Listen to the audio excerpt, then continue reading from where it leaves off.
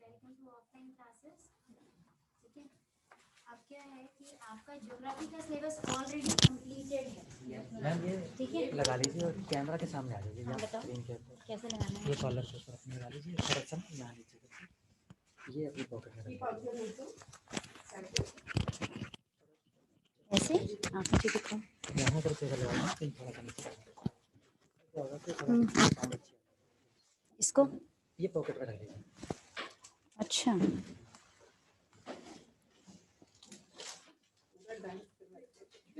हैं? हाँ हाँ, इसको फिर तो इसके साथ तो लिमिटेशंस हो गई हैं।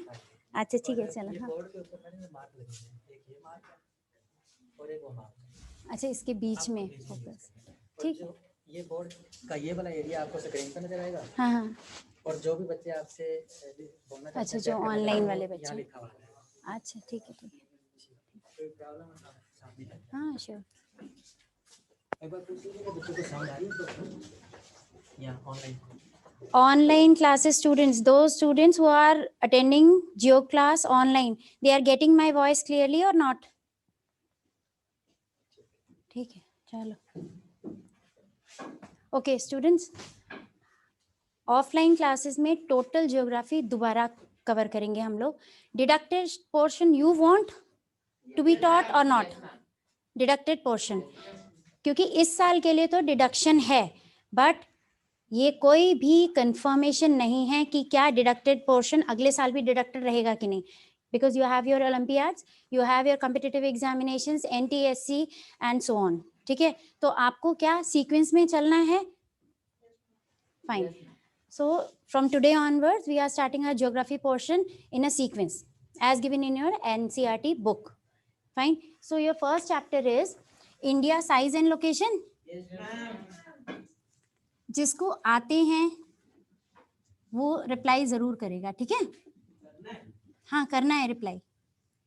कैसे पता चलेगा कि आपने इतने समय में क्या पढ़ा? So in this chapter we are going to study size of India as well as location of India. Size of India will be discussed later, but first we have to discuss the location of India. Why location is necessary to discuss first? because India is one. India is a vast country, no doubt, but why location is required to be discussed prior than the size? This location of India has many features. जब हमें किसी के magnitudes पता चल जाते हैं ना, जब हमें किसी चीज को लोकेट कर लेते हैं, तब हमें उसका एग्जैक्ट साइज हमारे हाथ में आ जाता है, उसकी वास्टनेस, उसका एक्सटेंशन हमें पता चलता है। अगर हम सिर्फ साइज, सपोज करो हम एक एप्पल का साइज भी मान के चलें कि ठीक है इसका साइज इतना है, लेकिन जब तक उसकी लोकेशन नहीं है, क्या पता वो साइज, वो एप्पल वहां फिट आ रहा है कि नहीं आ रहा है। ठीक है, so location is very much important to discuss prior then the size. अब लोकेशन के लिए इंडिया क्या है? इंडिया क्या चीज है? कंट्री है ये। तो कंट्री को साइज अगर हमें देखना है तो किस लेवल पे डिस्कस करना पड़ेगा? कंट्री का साइज कहां पर देखना है, कंट्री की लोकेशन कहां पर देखनी है? इस रूम के अंदर, अर्थ के अंदर, मतलब पूरे ग्लोब में, पूरे अर्थ में हमारा इंडिया कहाँ पर लोकेटेड है वो चीज देखनी है। यानी कि हमें एक ग्लोबल एड्रेस की जरूरत है, तभी हम उसे लोकेट करेंगे। अब ये है हमारा ग्लोब, ऐसे ही है ना, ग्लोब ऐसे ही है कुछ, ठीक है। अब इस पे हमारा कंट्री कहाँ पर है ये लोकेट करते हैं आज, ठीक है।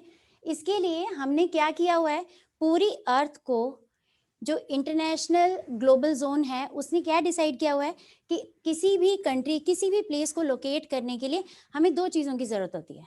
किस चीज की?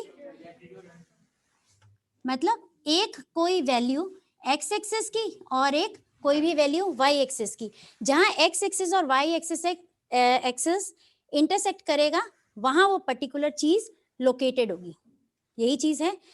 अब क्योंकि ये ग्लोब है तो हमने यहाँ पर इमेजिनरी लाइंस बना रखी हैं, ठीक है। इमेजिनरी लाइंस, ऐसा नहीं है कि हमने धरती में खोद खोद के यहाँ पे लाइनें बना दी हैं, ये क्या है, इमेजिनरी लाइंस। तो जो हॉरिजॉन्टल लाइंस हैं जिससे हमारी अर्थ पे जो हमने मार्किंग की हुई है वो कैसे जाती है, इंपॉर्टेंट लाइन क्या है सबसे ज्यादा, हॉरिजॉन्टल लाइंस जो होती हैं, जितनी भी हॉरिजॉन्टल लाइंस हैं उनको हम कहते हैं, क्या कहते हैं, लैटिट्यूड्स कहते हैं। और लैटिट्यूड्स को और हम क्या कहते हैं, पैरेलल्स। क्यों कहते हैं? क्योंकि इनका कहीं कन्वर्जेंस नहीं है, कहीं ये मीट नहीं करती और ये एक दूसरे की इक्वी डिस्टेंस है। पैरेलल होने की एक खास बात क्या है, इक्वी डिस्टेंस है ये, ठीक है। तो कैसे हैं, पूरे ग्लोब को बिल्कुल सेंटर से जो हमारा लैटिट्यूड डिवाइड कर रहा है वो है 0 डिग्री लैटिट्यूड, ठीक है। तो ये हमारी अर्थ को कैसे डिवाइड कर रहा है, नॉर्दर्न हेमिस्फीयर और सदर्न हेमिस्फीयर में। अब टॉप पे क्या है, यहाँ पे और यहाँ पर क्या है, ये हमारे पोल्स हैं। पोल्स का मतलब, पोल्स का मतलब कितना डिग्री होगा यहाँ पे, 90 डिग्री। यानी कि यहाँ तक हमने पहुंचना है तो यहाँ 90 डिग्री तक पहुंचना है ना। अब हमें पैरेलल्स ड्रॉ करने, ये इमेजिनरी लाइंस अगर हम ऐसे ड्रॉ करते हैं तो 1 डिग्री, 2 डिग्री, 3 डिग्री, ऐसे करके हमने कितने करने हैं, 90 डिग्री, 90 हुए। सिमिलरली नॉर्दर्न हेमिस्फीयर में चलेंगे तो कैसे करेंगे, 1 degree, 2 degree, 3 degree and so on. तो कहाँ तक पहुंचेंगे हम लोग, नहीं। तो टोटल नंबर ऑफ लैटिट्यूड्स कितने हो गए, कैसे हो गए, एक इक्वेटर भी है, तो कितने हो गए, 181। ये इक्वी डिस्टेंस है, इनके बीच का जो डिस्टेंस है ये रहता है आपका 69 miles, that is equal to 111 kilometres. Fine.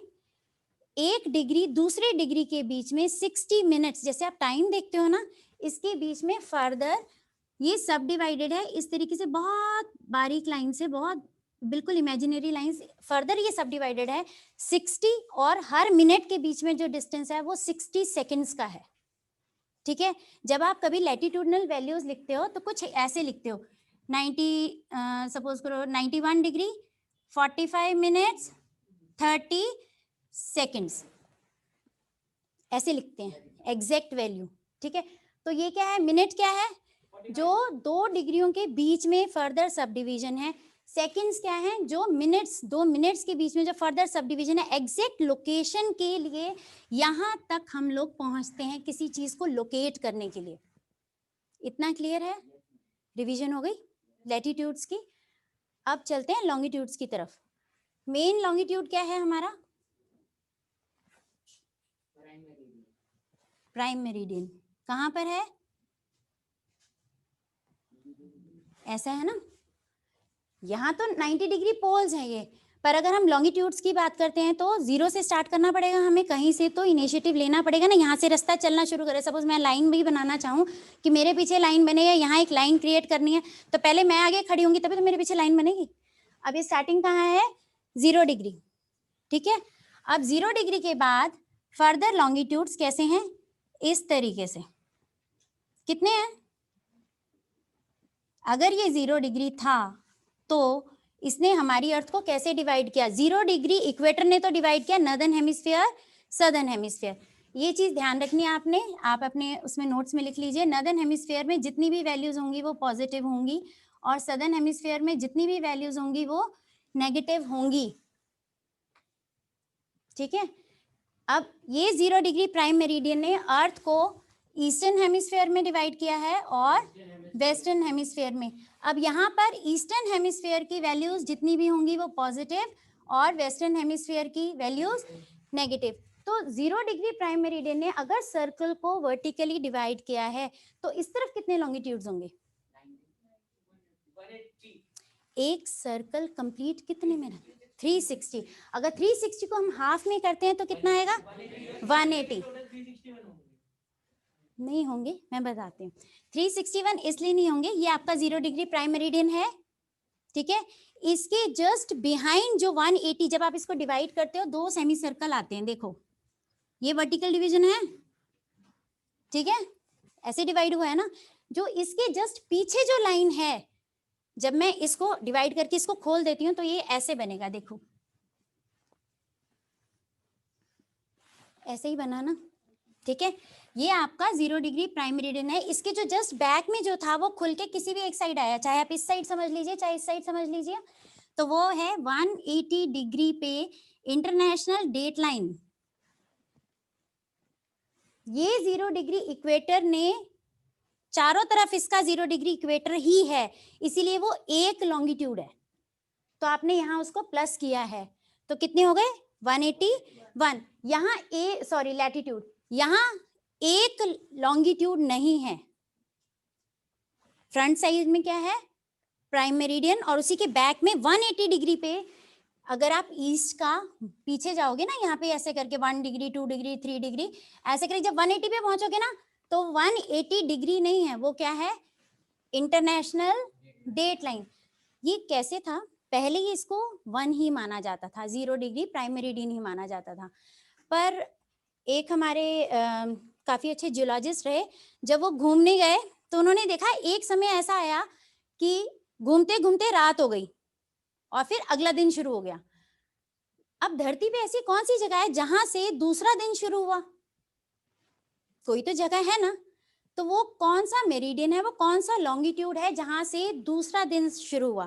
फिर इस पे काफी कॉन्फ्रेंस हुई, रिसर्च हुई, फिर फाइनली डिसाइड किया गया जो एग्जैक्ट 0 डिग्री प्राइम मेरिडियन के पीछे जो मेरिडियन आता है वो क्या कैरी करेगा? डेट्स। वो मेंटेन करता है dates just to update the calendar. जो कैलेंडर डेट्स आपकी चेंज होती हैं वो इंटरनेशनल डेट लाइन से होती हैं, लेकिन जो आपका टाइम जोन चलता है, हमारा जो टाइम है, 12 डिफरेंट जोन्स हैं ईस्टर्न साइड में और 12 डिफरेंट जोन्स हैं वेस्टर्न साइड में, ये चलते हैं आपके 0 degree prime meridian. 0 degree prime meridian कहाँ लोकेटेड है? इसको हम GMT कहते हैं ना, ग्रीनविच मेरिडियन टाइम है ये, ठीक है। इतना क्लियर है? इतना क्लियर है? लॉन्गिट्यूड्स कितने हुए फिर टोटल? लॉन्गिट्यूड्स कितने हुए? 360 ही हैं, और लैटिट्यूड्स कितने हैं अपने पास? 181 है, ठीक है। International date line keeps the date. आपका डे और डेट इंटरनेशनल डेट लाइन से चेंज होता है, जबकि जो आपका टाइम है वो 0 डिग्री प्राइम मेरिडियन से चेंज होता है, ठीक है। अब मैंने इसको ऐसे ओपन किया था, अब आप इसे देखो, ये बने आपके लॉन्गिट्यूड्स। अगर मैं इसको इस चार्ट में बनाती हूँ तो कुछ ऐसे ही बनेंगे ना लॉन्गिट्यूड्स। लॉन्गिट्यूड्स का जो डिस्टेंस है आपस में, ये मिनिमम कहाँ पर है? मिनिमम कहाँ पर रहता है?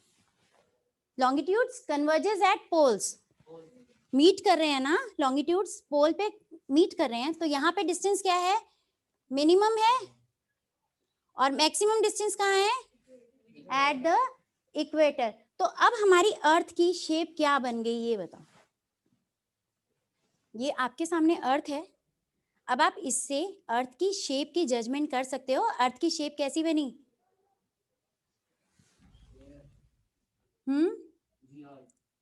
अर्थ की शेप क्या है?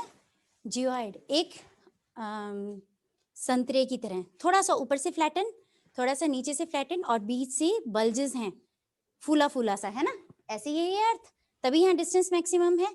और इसका भी डिवीजन बिल्कुल लैटिट्यूड्स की तरह होता है, 60 मिनट्स फर्दर 60 सेकंड्स। इतना क्लियर है लैटिट्यूड्स और लॉन्गिट्यूड्स में? क्या चीज? कहाँ है आइडियल? हाँ, इसका क्या करना है? 0 डिग्री के एग्जैक्ट पीछे, जहां ईस्टर्न हेमिस्फीयर का 180 डिग्री आता है ना, ईस्टर्न हेमिस्फीयर की 180 डिग्री का जो लॉन्गिट्यूड है, इट इज कॉल्ड आइडियल। यहां से डेट और डे दोनों चेंज हो जाते हैं।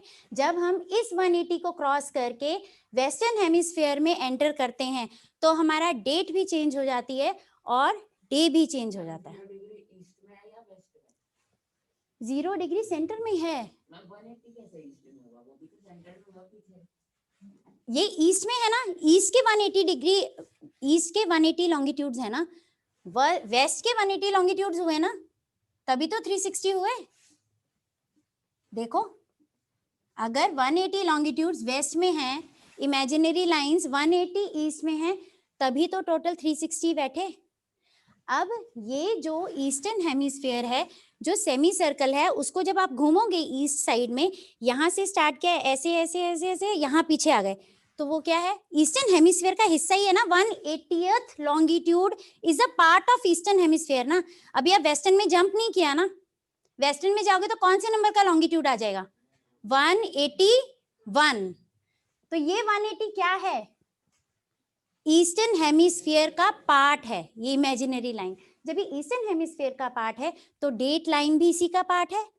डेट और डे यहां से चेंज होता है, it keeps the date in day, whereas 0 degree prime meridian keeps the time. जो इसका 180 है वो वेस्टर्न हेमिस्फीयर का 181 है। नहीं, जो इसका 180 है वो इसी का 180 है, 180 है। जब आप उस साइड जाओगे तो इस 80 के आगे जो 181 नंबर का जो लॉन्गिट्यूड है वो वेस्टर्न हेमिस्फीयर में है। ठीक है, आप किसी भी साइड से आप मार्किंग कैसे करते हैं? पॉजिटिव साइड से मूव करते हैं और रोटेट होते हैं, नेक्स्ट साइड में आते हैं। तो पॉजिटिव वैल्यूज किस साइड है आपकी? कौन सी हेमिस्फीयर में है? ईस्टर्न हेमिस्फीयर में, ऑब्वियसली। तो 1 डिग्री कहाँ मार्क करोगे आप? 1 डिग्री यहाँ मार्क करोगे ना, फिर 2 डिग्री, 3 डिग्री। तो मार्किंग कैसे चली आपकी? पॉजिटिव से चली ना। तो 180 कहाँ आया? पॉजिटिव में आया। तो इंटरनेशनल डेट लाइन कहाँ आई? ईस्टर्न हेमिस्फीयर में आई, बिल्कुल उसके बैक में, 0 डिग्री के बैक में। इतना क्लियर है कैसे अर्थ डिवाइडेड है 4 पार्ट्स में? लॉन्गिट्यूड्स मेन आपको पता होंगे, रिवाइज करें। लॉन्गिट्यूड नहीं देखा है हमने सिर्फ 0 डिग्री लॉन्गिट्यूड देखा है। इसके ऊपर 2 मेन लॉन्गिट्यूड्स हैं। ट्रॉपिक ऑफ कैंसर, जिसका हमारे कंट्री में एक अपना इन्फ्लुएंस है, अपना सिग्निफिकेंस है। उसके ऊपर है आपका आर्कटिक सर्कल, और फिर उसके ऊपर नॉर्थ पोल। जोन हम बाद में देखेंगे। उसके ऊपर क्या है? North pole. अब ऐसे ही यहाँ पे 0 डिग्री के नीचे क्या है? 23.5 डिग्री पे ट्रॉपिक ऑफ कैप्रिकॉर्न, और 66.5 डिग्री पे एंटार्क्टिक सर्कल, और उसके नीचे साउथ पोल। लैटिट्यूड्स आपको बहुत अच्छे से पता है। लॉन्गिट्यूड्स में शायद ये वाला पोर्शन पेंडिंग था, वो क्लियर हो गया। ठीक है, अब हमने इंडिया को लोकेट करना है। आए वहीं पे ना। अब इंडिया को इस ग्लोब पे लोकेट करते हैं। ठीक है,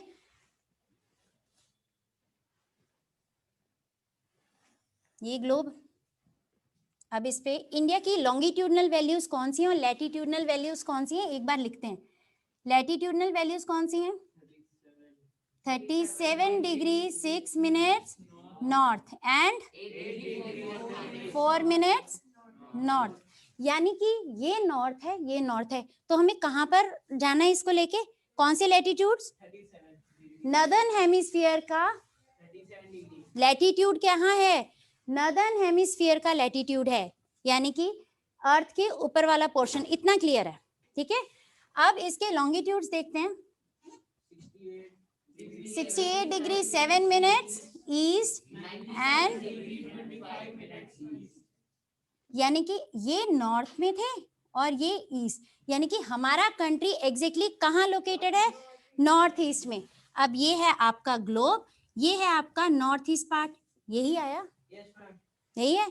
इतनी लोकेशन क्लियर है कि हमने कहाँ निकाल लिया, सारी वैल्यूज पॉजिटिव हैं, सारी वैल्यूज पॉजिटिव हैं। अब आप इजीली लोकेट कर सकते हो, नॉर्थ ईस्ट में कहाँ पड़ेगा, 8 डिग्री 4 मिनट्स लगभग यहाँ, ठीक है। 68 डिग्री अगर 1 1 1 1 2 3 करके आते हो तो 68 डिग्री समथिंग यहाँ, 97 यहाँ, और क्या है 37 डिग्री यहाँ। तो कुछ इस तरीके से ये आपका इंडिया लोकेट कर दिया, ठीक है। ऐसे ही है ना, वैल्यूज से आप लोकेट करोगे ना, आपके घर आप कैसे पहुंचोगे, आपका एक स्पेसिफिक एड्रेस है ना। सपोज करो आपको सेक्टर 13 में आपका रेजिडेंस है, ऐसे तो नहीं है सेक्टर 13 में मैं रहता हूँ हो गया, सेक्टर 13 में लेन नंबर होगा, हाउस नंबर होगा, तभी तो पहुंचेंगे ना। तो ये क्या है, ये आपका एक ग्लोबल एड्रेस था इंडिया का, हमने इसको यहाँ लोकेट कर दिया। हमने इसके लिए ये वैल्यूज पॉजिटिव कहाँ पड़ती हैं वो हमने लॉन्गिट्यूड लैटिट्यूड से देख ली, नॉर्दर्न हेमिस्फेयर कहाँ है, ईस्टर्न हेमिस्फेयर कहाँ है, वो यहाँ देखा, और उसके बाद में लोकेशन उसको यहाँ कर दिया। अब यहाँ से पढ़ते हैं कि इसके आगे क्या है इंडिया में। लोकेशन क्लियर है, किसी को कोई डाउट है आप अभी पूछ सकते हो।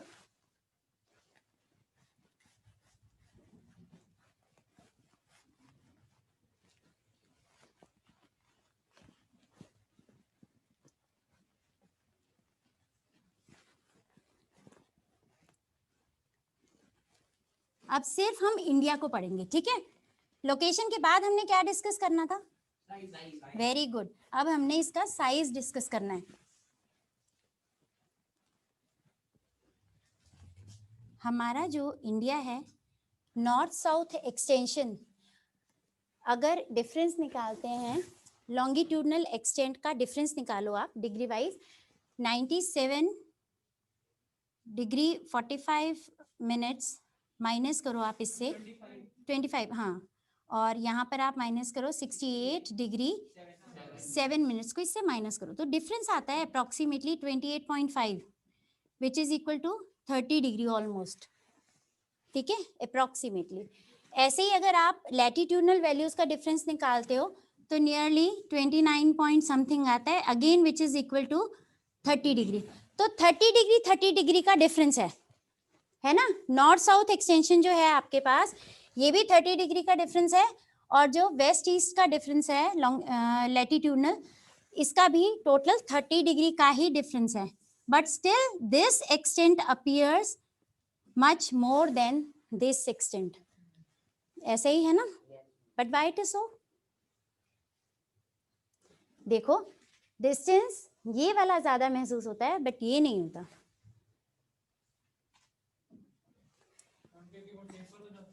हाँ, क्योंकि जो अर्थ है हमारा, जो इंडिया है, यहाँ पर देखो ट्रॉपिक ऑफ कैंसर जो है ये स्टैंड करता है आपका 23.5 डिग्री पे, ऐसे ही ना, पॉजिटिव वैल्यू है, यानी कि ऊपर वाली साइड, ठीक है, हम ऊपर हैं।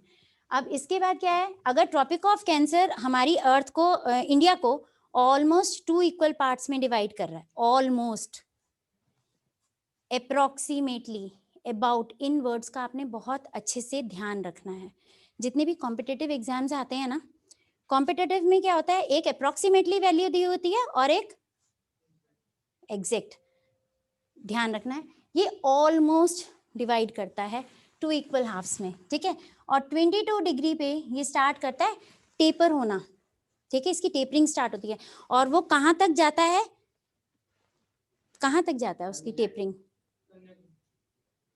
कन्याकुमारी तक, क्योंकि जो हमारा इंडिया का जो मेन लैंड है उसका सदर्न मोस्ट पॉइंट जो है वो क्या है, कन्याकुमारी। अब ये देखो, ये हमारे इंडिया की लैंड बाउंड्रीज हैं, ऐसे ही है ना, बट यहां से क्या स्टार्ट हो जाता है, कोस्ट लाइन,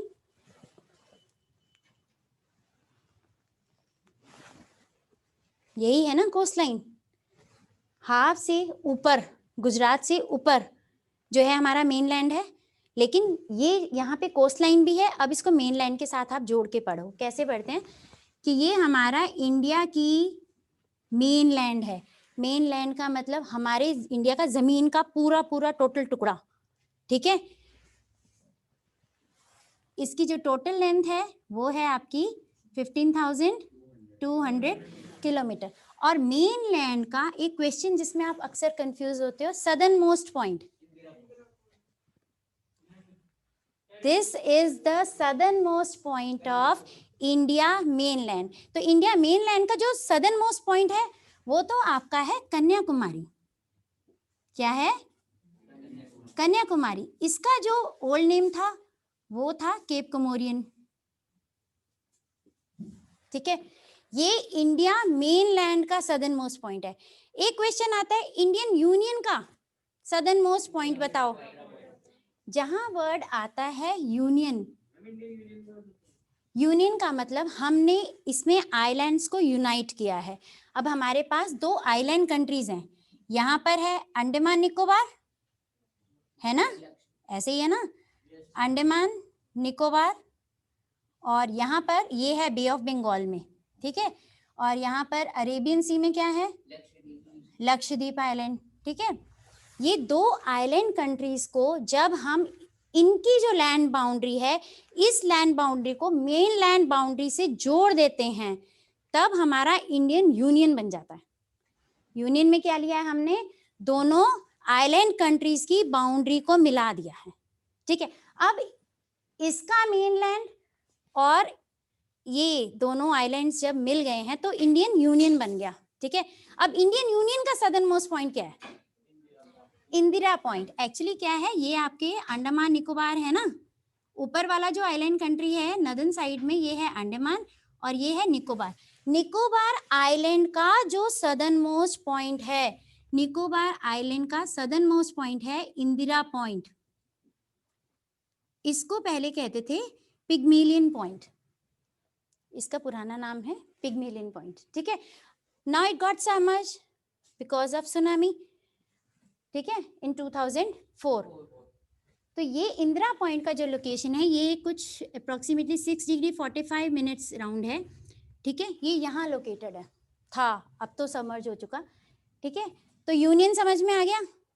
यूनियन में सदर्न मोस्ट पॉइंट क्या है? जब यूनियन आएगा तो आपने आइलैंड वगैरह सब मिक्स करके क्या पॉइंट आ जाएगा? इंदिरा पॉइंट। जब इंडिया किसका? इंडियन यूनियन का, हाँ क्यों नहीं, बताती हूँ। इतना हो गया, इंडियन यूनियन और इंडियन मेनलैंड का सदर्न मोस्ट पॉइंट, इतना क्लियर है। एक, हाँ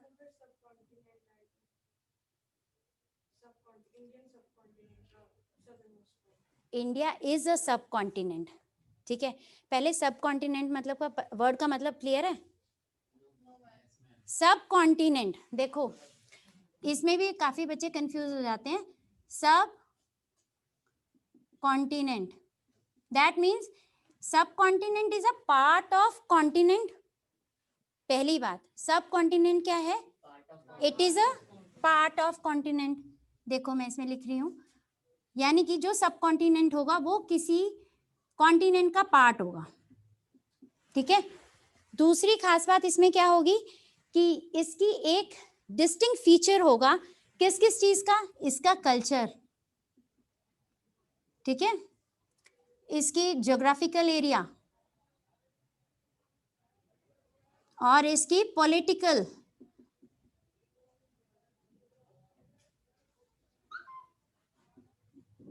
बाउंड्री का।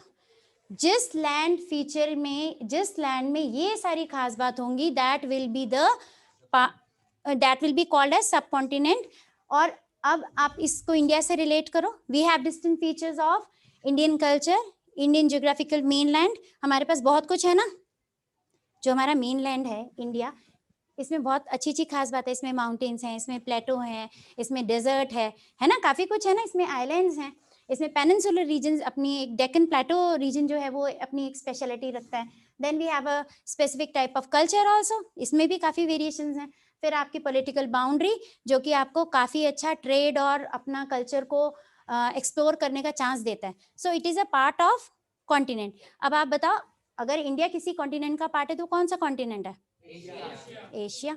ठीक है, अगर इंडिया का ये सदर्न मोस्ट पॉइंट है तो इंडिया का नदर्न मोस्ट पॉइंट, एक बच्चे ने मुझसे पूछा था कि फिर 4 एक्सट्रीम्स कौन से होंगे। देखो नदर्न मोस्ट पॉइंट है हमारे पास, लिख लो आप, नदर्न मोस्ट पॉइंट रहेगा आपका सियाचिन ग्लेशियर। सियाचिन ग्लेशियर ये आपका है JNK में, जो लाइन ऑफ कंट्रोल है ना, एग्जैक्ट उस पे लोकेटेड है। सो ये अभी डिस्प्यूटेड एरिया है, ठीक है। नदर्न मोस्ट पॉइंट जो है आपका सियाचिन ग्लेशियर आता है, डिस्प्यूटेड एरिया, मतलब इसे चल रहा है, ठीक है। हाँ, देन वेस्टर्न मोस्ट पॉइंट आपका आता है कच्छ डिस्ट्रिक्ट में, कच्छ डिस्ट्रिक्ट गुजरात में,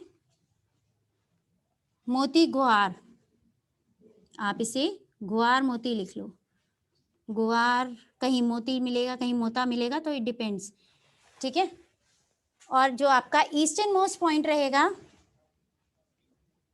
ये 4 एक्सट्रीम्स हैं, इनको आप कॉम्पिटिटिव लेवल के लिए तैयार कर सकते हो कि हाँ ये ऐसे है। अरुणाचल प्रदेश में है,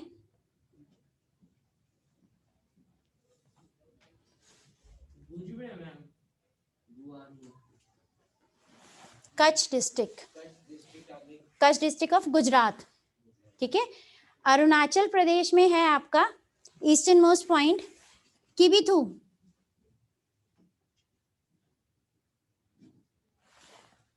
किबिथु, ठीक है। ये आपके हैं 4 एक्सट्रीम्स। लैंड बाउंड्री क्लियर है, क्लियर है। कोस्टल बाउंड्री, कोस्टल बाउंड्री कैसे कैलकुलेट करते हैं, देखो इंडियन मेन लैंड बाउंड्री में ये सारा इन किलोमीटर्स मेजर होता है, तो वो बन जाता है आपका 15,200 किलोमीटर। जब बात आती है कोस्ट लाइन की, तो कोस्ट लाइन आपकी यहाँ से शुरू होती है और यहाँ तक ही, अरुणाचल प्रदेश की इधर इधर तक, तो ये पूरी कोस्ट लाइन, अगर हम आइलैंड्स को इंक्लूडिंग आइलैंड्स लिख देती हूँ,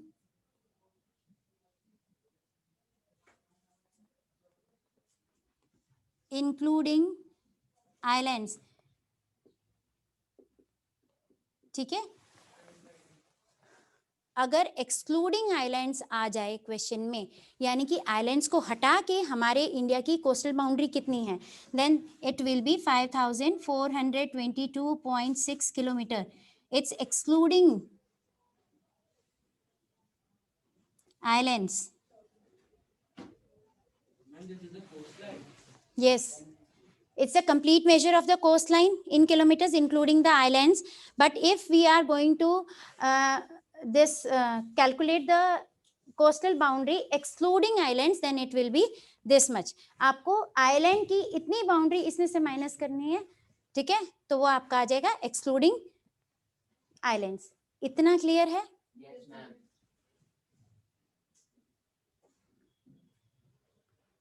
अब देखो इंडिया के मेन लैंड की क्या स्पेशलिटी है ये बताओ। ये लैंड बाउंड्री है ना, हमारे पास कोस्टल बाउंड्री भी है, तो इसकी क्या खास बात है? माउंटेन्स हैं, है ना। Mountains acts as a barrier between other frontiers, हाँ अदर फ्रंटियर्स, फाइन, ठीक है। तो हमारा जो रिलेशंस हैं विद द अदर कंट्रीज काफ़ी पुराने हैं। लैंड रूट से जो रिलेशंस हमने एस्टेब्लिश किए हैं that are far much older than the maritime relations, क्योंकि ना पहले जो ट्रेडर्स आते थे they feel marine routes more scary, ठीक है, उनको डर लगता था, तो वो प्रेफर करते थे कि वो लैंड रूट्स, यहाँ जो पासेस बने रहते, पासेस का मतलब माउंटेन पासेस, जो रास्ते बने रहते हैं ना पहाड़ों में से, वहाँ से वो ज़्यादातर आते थे और हमारे कंट्री में कुछ कल्चर यहाँ से वहाँ, वहाँ से यहाँ, ठीक है, हम लोग भी उसी का यूज़ करते थे। But with the passage of time हमने किसका इम्पोर्टेंस सीखी?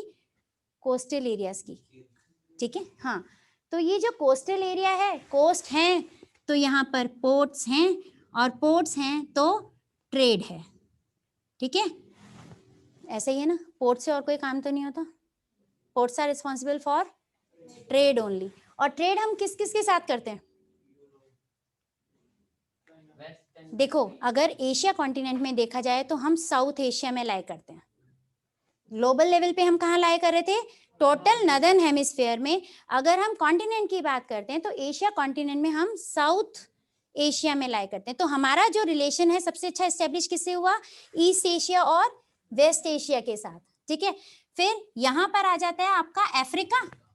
अफ्रीका की जो ईस्ट अफ्रीकन कंट्रीज हैं उसके साथ हमारा बॉन्ड बहुत अच्छा बन गया, ठीक है। फिर हमारा जो यूरोप से पहले रास्ता था ना, वो बहुत दूर तक जाना पड़ता था। उसका क्या था कि वो वाटर रूट काफ़ी कॉम्प्लिकेटेड था, टाइम बहुत ज़्यादा लगता था, और किसी भी काम को करने के लिए जो टाइम ड्यूरेशन जितना कंजम्पशन था उससे ज़्यादा हमें लॉस हो जाता था वहाँ तक पहुँचते पहुँचते, ठीक है। पर फिर भी हम लोग और बाकी कंट्रीज ट्रेड करते रहे। But with the passage of time क्या हुआ, किसकी डिस्कवरी हो गई, स्वेज कैनाल की। तो स्वेज कैनाल की डिस्कवरी कहाँ पर हुई,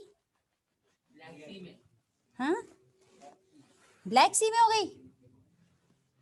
स्वेज कैनाल की डिस्कवरी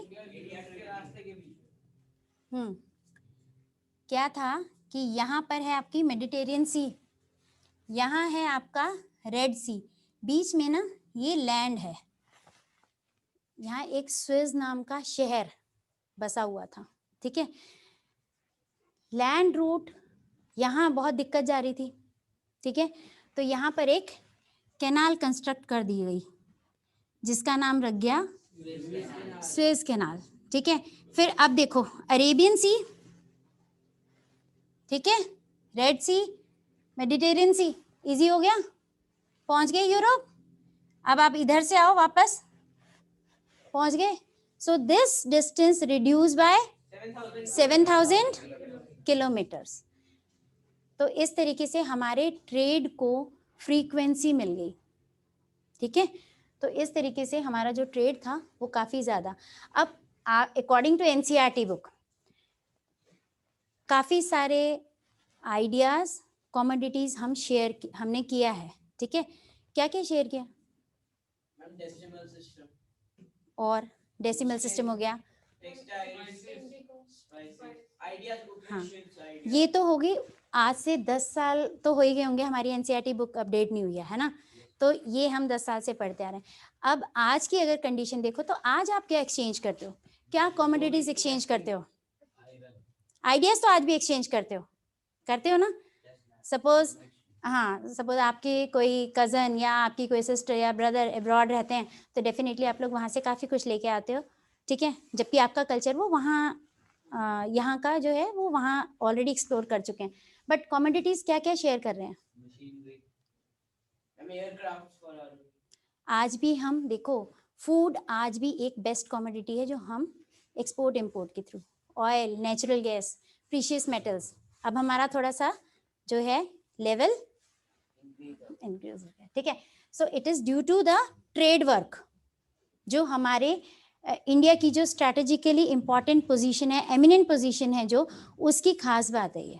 ये आप लिखते हो ना आंसर में, लिखोगे कि नहीं, जब ये लिखोगे तो उसमें कितने पॉइंट्स लिखोगे, 5 to 7 10 इजीली बन जाएंगे, ठीक है। इतना कवर हो गया। अब आपका इंडिया के नेबरिंग कंट्रीज कौन से हैं, नॉर्थ में कौन कौन से हैं, नॉर्दर्न, अच्छा, नॉर्थ वेस्ट में कौन से हैं, पाकिस्तान, अफगानिस्तान। कौन कौन कहता है कि Afghanistan is a neighbouring country, कैसे,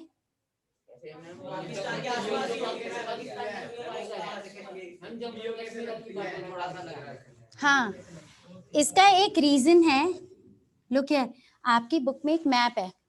मुझे काफी सारे बच्चों ने इस क्वेश्चन का आंसर कुछ इस तरीके से दिया था कि पाकिस्तान हमारा नेबर है तो उसका जो नेबर है वो अफगानिस्तान है। नहीं, अफगानिस्तान यहाँ से हमारे साथ लगभग 117 या 118 किलोमीटर हमारे साथ लैंड बाउंड्री शेयर करता है, इसीलिए हमारा नेबरिंग कंट्री है। तो ये है हमारे नॉर्थ वेस्ट। नॉर्थ में हमारे पास कौन कौन से कंट्रीज है बेटा, स्टार्ट करते हैं, तिब्बत, फिर नेपाल, फिर भूटान, फिर चाइना, फिर ईस्ट में कौन से हैं? बांग्लादेश, म्यांमार। देन आप ऐसे टर्न करोगे ना, बांग्लादेश, जब आप रीड करते हो तो आप कैसे करोगे? यहां तक आ गए, अब यहाँ पर क्या है? म्यांमार, फिर है क्या है? बांग्लादेश। और साउथ साइड में हमारे नेबरिंग कंट्री कौन से हैं? श्रीलंका और मालदीव्स। ये हमारे नेबरिंग कंट्रीज हैं। एक बड़ा ही अच्छा सा क्वेश्चन था, एक बच्चे ने पूछा था, आज हमारे पास कितने यूनियन टेरिटरीज और स्टेट्स हैं? 28 स्टेट्स एंड। अब इसको थोड़ा सा करेक्शन में ले आते हैं। आज हमारे पास टोटल स्टेट्स जो हैं, हाँ, आज हमारे पास जो टोटल स्टेट्स हैं वो हैं 28 और यूनियन टेरिटरीज 8 हैं। देखो, before 2018 we are having 28 states and 7 union territories, fine, but क्या हुआ जब तेलंगाना बना, स्टेट, तेलंगाना को स्टेट डिक्लेयर किया गया, तो यहाँ पर +1 कितनी स्टेट्स हो गई? 29। ये तेलंगाना के बनने पे, ठीक है। ऑलरेडी हमारे पास 28 स्टेट्स हैं, हमने एक तेलंगाना को स्टेट बनाया, तो हमने कितनी हो गई हमारी total count? On 31st of October 2019 क्या हुआ कि जम्मू कश्मीर जो था और लद्दाख, ये 2 यूनियन टेरिटरी बनी, ठीक है। पहले जम्मू कश्मीर क्या था हमारे पास? स्टेट था, उसका स्टेट हट गया, वो क्या बन गया? Union territory. अब देखो 31st of October में आपके पास JNK आया और लद्दाख आ गया, लद्दाख आ गया, यानी कि आपके पास टोटल कितनी हो गई? 9। पहले 7 थी ना, 7 के बाद 2 और बन गई। ये करंट सिचुएशन है, करंट सिचुएशन ये है। लेकिन पहले क्या था हमारे पास? 28 स्टेट में तेलंगाना बना 29, हमारे पास पहले यूनियन टेरिटरी 7 थी, तो ये 2 ऐड ऑन हो गई, तो कितनी हो गई? कितनी हो गई? 9 हो गई। 9 बनने के बाद में यहाँ से JNK का स्टेट लेवल का तो दर्जा हट गया था, तो यहाँ पे एक स्टेट माइनस हुई, तो कितनी अगेन स्टेट्स कितनी बनी? 28 स्टेट्स बन गई। अब यहाँ पे UT कितनी है? 9। बाय 25th of January 2020 कितनी? यही काउंट था, but on 26th of January 2020 एक UT मर्ज हो गई, Daman and Diu, no no no no, Daman and Diu, Dadra and Nagar Haveli, इनका यूनियन हो गया, ठीक है। और इसका जो कैपिटल है वो दमन हो गई, तो अब 2 यूनियन टेरिटरीज मर्ज हो गई, तो अब हमारे पास कितनी हुई यूनियन टेरिटरीज? 8। तो this is your current count, ठीक है। तो ये वेरिएशंस थोड़े से रहे 2019, 2020 और उसके बाद में अब हमारे पास करंट डाटा ये है। आपको स्टेट्स, उनके कैपिटल्स, यूनियन टेरिटरीज पता होने चाहिए। अब स्टेट नहीं रही ना, अब तो वो यूनियन टेरिटरी बन गई। देखो, जो यूनियन टेरिटरी होती है वो अपग्रेडेड टू स्टेट हो जाती है, ठीक है। जैसे गोवा, गोवा पहले क्या था? UT, और उसके बाद में क्या बन गया? स्टेट, ठीक है। तो इतना। अब आपके चैप्टर में कुछ ऐसा है टॉपिक जो रह गया? ठीक है, ये लास्ट टॉपिक है आपका, होप सो, प्रोविंस स्टेट और प्रिंसली स्टेट्स। इसको बहुत समझना इजी है। प्रोविंस स्टेट्स कौन से होते हैं?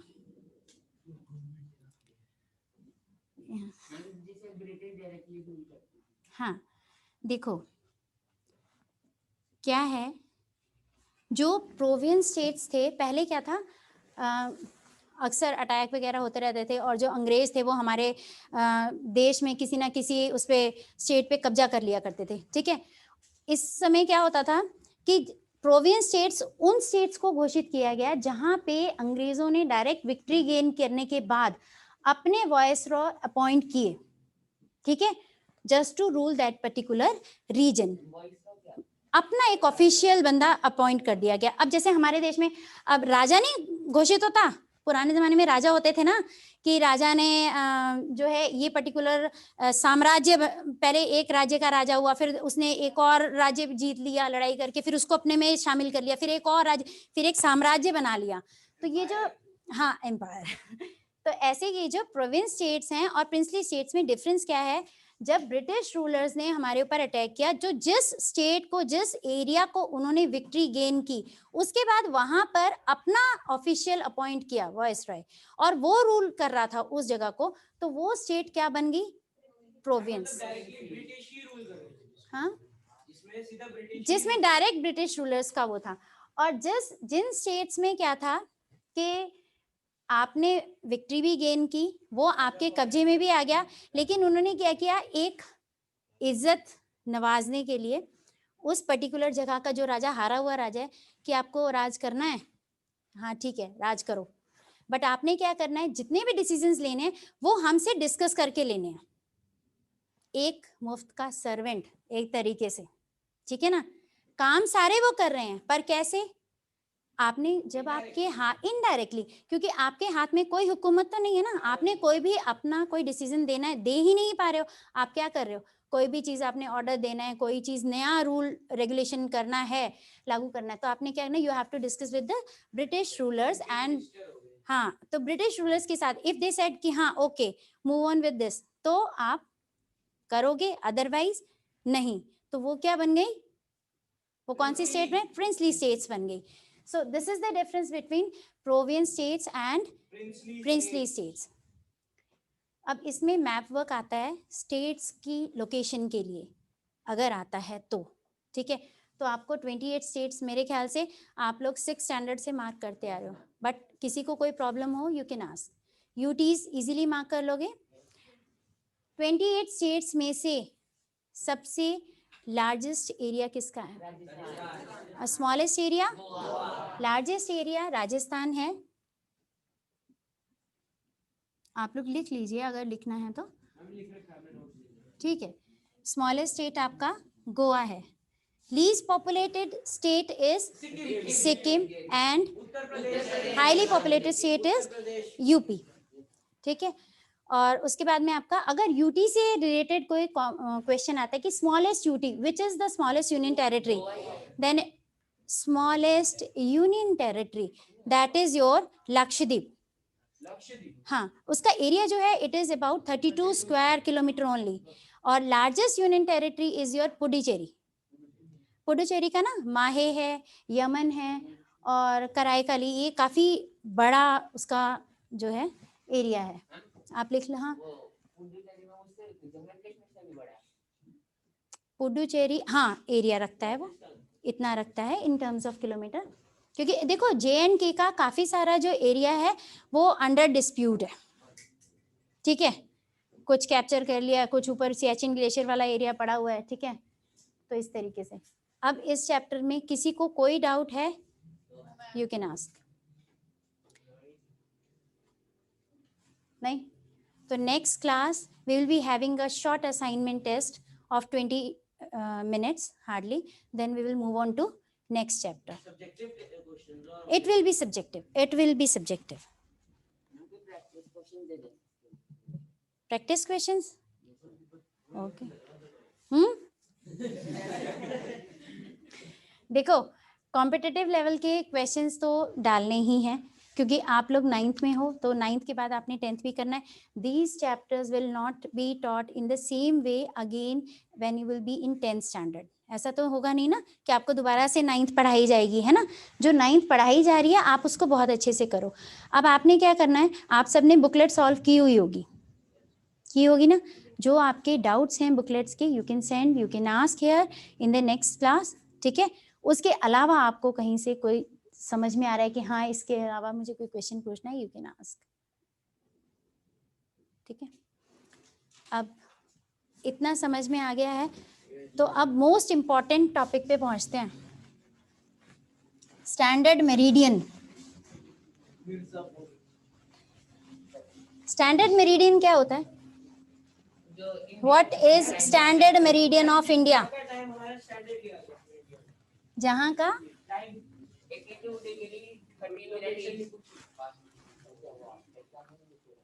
देखो, लिसन, ईस्टर्न हेमिस्फेयर में जो 180 डिग्री लॉन्गिट्यूड्स हैं, 180 मेरिडियंस हैं, ठीक है, उनसे हमारे 12 टाइम जोन्स बनते हैं, ठीक है। देखो कैसे बनते हैं,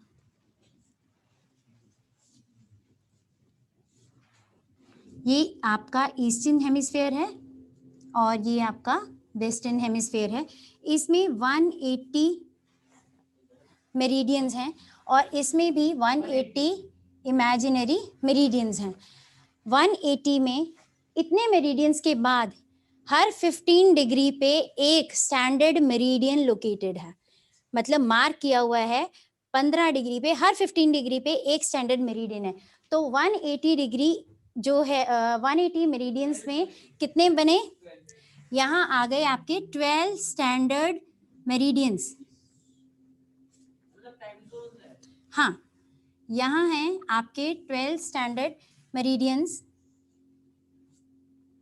और आपके इसी तरीके से वेस्टर्न साइड में भी कितने बने, 12 स्टैंडर्ड मेरिडियंस, क्योंकि at every 15 degree there is a 1 standard meridian. तो हर 15 डिग्री के बाद यहाँ 12 स्टैंडर्ड हैं मेरिडियंस हैं और यहाँ 12, तो 12 standard meridians means there are 12 approximately 12 time zones are present on the eastern hemisphere and 12 time zones are present on the western hemisphere, ठीक है। किसी भी कंट्री का साइज और उसका टाइम, हर कंट्री यही कोशिश करता है ना कि हमारे यहाँ पे एक टाइम जोन जो है एक स्टैंडर्ड टाइम हो, उसी को हम फॉलो करें। अगर सपोज करो हमारा इंडिया जो है, इसका जो ये वाला एक्सटेंट है, ईस्ट में जब सनराइज होता है ना, सपोज करो यहाँ 4 AM है, तो गुजरात तक सनराइज होते होते 6 AM हो जाता है। Time lag of 2 hours. Why there is a time lag of 2 hours? Because it is situated at 68 degree. Longitudinal जो डिग्रीज हैं वो आपका, हाँ, इनका अगर आप डिफरेंस निकालते हो तो 30 डिग्री का आता है। अगर आप 30 डिग्री, अर्थ जो है, देखो इसको ऐसे कैलकुलेट करते हैं, हमारी जो अर्थ है वो 1 डिग्री से दूसरी डिग्री तक 4 मिनट्स में ट्रेवल करती है, ठीक है। अब इसका जो मैंने आपको डिफरेंस बताया था, इट इज अबाउट 30 डिग्री, यही बताया था ना, 28.5 अप्रोक्सीमेटली 30 डिग्री। तो अगर आप टाइम जोन, अब टाइम जोन देखो, 0 डिग्री प्राइम मेरिडियन की क्या वैल्यू है, लॉन्गिट्यूडनल वैल्यू क्या है, 0 डिग्री प्राइम मेरिडियन की वैल्यू है 0 multiply by 4, multiply by 4 is equal to 0। हमारा जो हमारा जो स्टैंडर्ड मेरिडियन है उसकी वैल्यू क्या है, 82.5 डिग्री। अब 82.5 डिग्री को मल्टीप्लाई बाय 4 करो,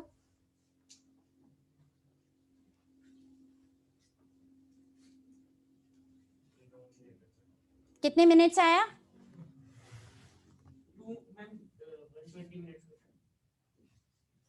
120 मिनट्स नहीं आ सकता। करो कैलकुलेट,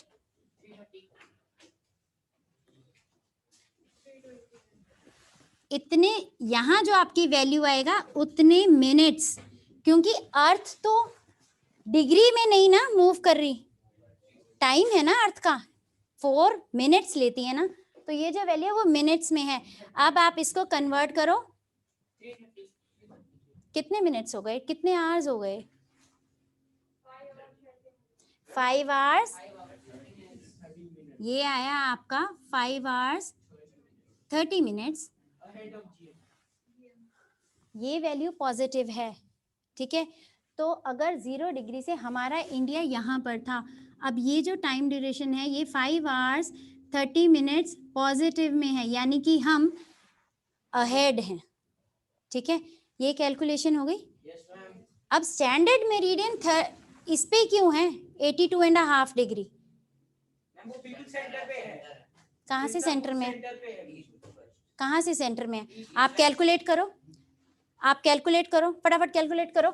97 डिग्री 25 मिनट्स का डिफरेंस आपको देना है 68 डिग्री 7 मिनट्स के साथ। कितना आता है?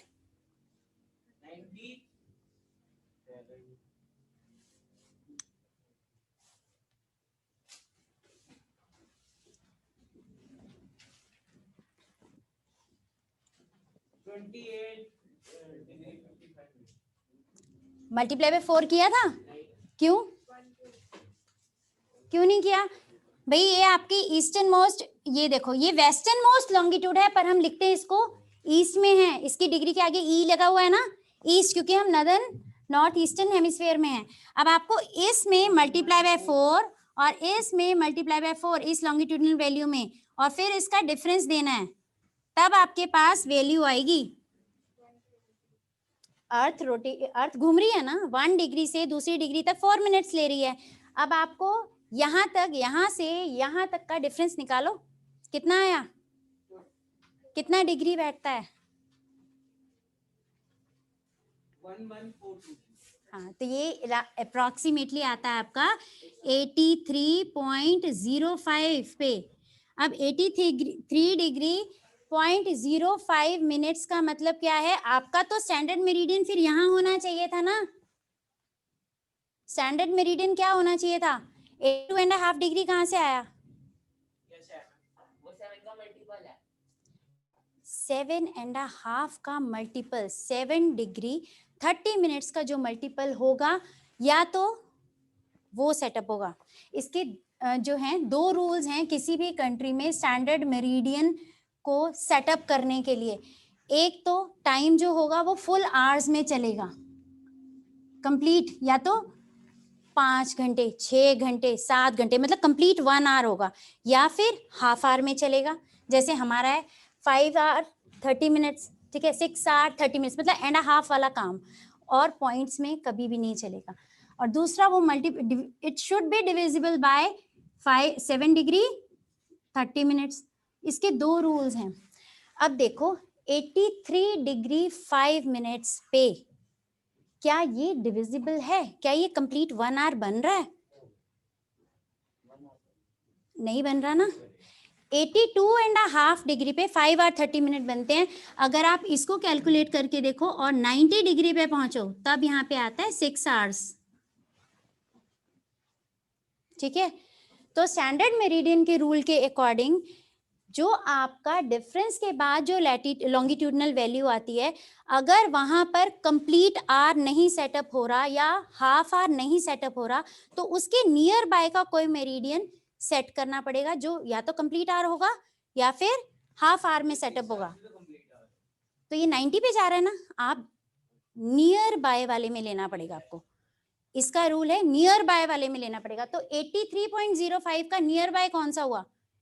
82.5 डिग्री, वो नियर बाय है। 90 तो बहुत दूर हो गया, 90 तो बहुत दूर है ना, अगर हम कंप्लीट आर लेंगे तो हमने इसीलिए 82.5 डिग्री को स्टैंडर्ड मेरिडियन लिया हुआ है। ठीक है, इतना क्लियर है? यहां से यहां का टाइम लैग 2 आवर्स है, उसकी कैलकुलेशन कर लोगे? कैसे करोगे? माइनस करके अप्रोक्सीमेटली डिस्टेंस जो है, इसमें लॉन्गिट्यूडनल वैल्यू का डिफरेंस आता है 30 degree. 30 multiply by 4 120 minutes. 120 minutes is equal to how many hours? 2 hours. ठीक है, तीनों चीजें क्लियर हैं। हमने स्टैंडर्ड मेरिडियन 82.5 डिग्री इसलिए नहीं लिया कि इसका डिफरेंस है, डिफरेंस नहीं है। डिफरेंस में क्या आ रहा है? हमारा जो लॉन्गिट्यूडनल वैल्यू आ रही है वो तो लाई करिए 83 डिग्री 5 मिनट्स पे, but according to the rules of standard meridian या तो टाइम किस में होगा? हाफ आवर्स में या कंप्लीट आवर्स में, और नियर बाय लॉन्गिट्यूडनल या मेरिडियन हमें सिलेक्ट करना है। तो 83 का जो नियर बाय मेरिडियन है वो क्या है? 82.5, जहां पे हमारी एक कंडीशन पहली सेटिस्फाई हुई, वो हाफ आवर में कन्वर्ट हो गई, और it is divisible by 7 degree 30 minutes. तब ये बना है स्टैंडर्ड मेरिडियन। किसी भी कंट्री को अगर अपने कंट्री में एक स्टैंडर्ड मेरिडियन सेटअप करना है तो उसको यही दोनों कंडीशंस फुलफिल करनी होंगी, तब स्टैंडर्ड मेरिडियन सेटअप होगा। तो हमारे कंट्री का जो स्टैंडर्ड मेरिडियन है इट लाइज एट 82.5 डिग्री, और ये किसके बिल्कुल सेंटर में है? मिर्जापुर, यूपी, बिल्कुल वहां से पास करती, वैसे इंडिया के लगभग सेंटर में है। अगेन अप्रॉक्स जरूर लगेगा क्योंकि सेंटर में नहीं है, लैटिट्यूडनल, हाँ ये है एग्जैक्ट सेंटर। तो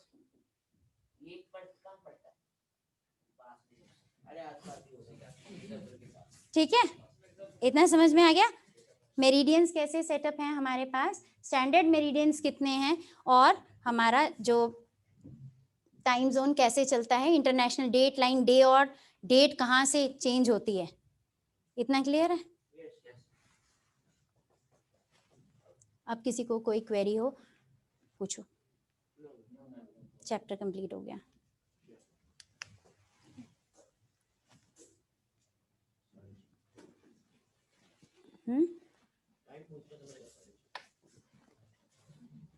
Come well prepared in the next class for your assignment test.